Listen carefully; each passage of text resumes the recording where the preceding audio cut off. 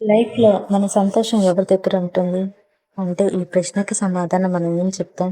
చిన్నప్పుడైతే అమ్మా, నాన్నల దగ్గర. మరి పెద్దయ్యాకైతే స్నేహితుల దగ్గర.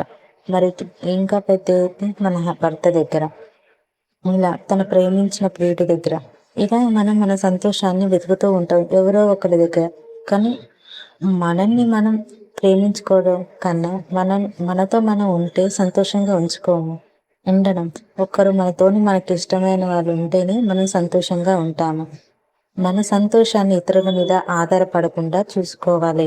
ఎందుకంటే బంధం పేరుతో బాధపెట్టే వారిని, స్నేహం పేరుతో చెడగొట్టే వారిని జీవితంలో దూరం పెట్టడమే మంచిది. బంధానికి, స్నేహానికి మన రిలేషన్‌షిప్స్ ఎలా ఉండాలంటే, నువ్వు ఆలోచించే రీతిలో ఉండాలి. అలా అని నీ సంతోషం నువ్వే అని సెల్ఫిష్‌నెస్ అనేది లేకుండా మనం ని ని ని నిర్మలమైన మనసుతో జీవించాలి. సంతోషంగా ఉండాలి. ఒకళ్ళకి సహాయం చేస్తే అదొక సంతోషం. అంతేగాని ఒకళ్ళ దగ్గర ఉంటే సంతోషం కాదు. ఎదుటి వారికి మనం మాట సహాయం కానీ, డబ్బు సహాయం కానీ, అయితే మరి ఏ విధమైన సహాయం కానీ చేసినా అది మనకి సంతోషాన్ని ఇస్తుంది. అలాగే మీ అమ్మానాన్నల కోసం నువ్వు నీ ఫ్యూచర్ గురించి తాపత్రయపడే నీ లక్ష్యం కోసం కూడా నీకు అది సంతోషాన్ని ఇస్తుంది. నువ్వు చేసే చిన్న పనిలో కూడా అది నీకు సంతోషాన్ని ఇస్తుంది.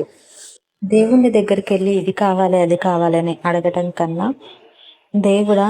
నేను ఎలాంటి పరిస్థితిలోనైనా నా మనసుని నిర్మలంగా ఉంచి, ధైర్యంగా అన్ని పరిస్థితులు ఎదుర్కోవాలి.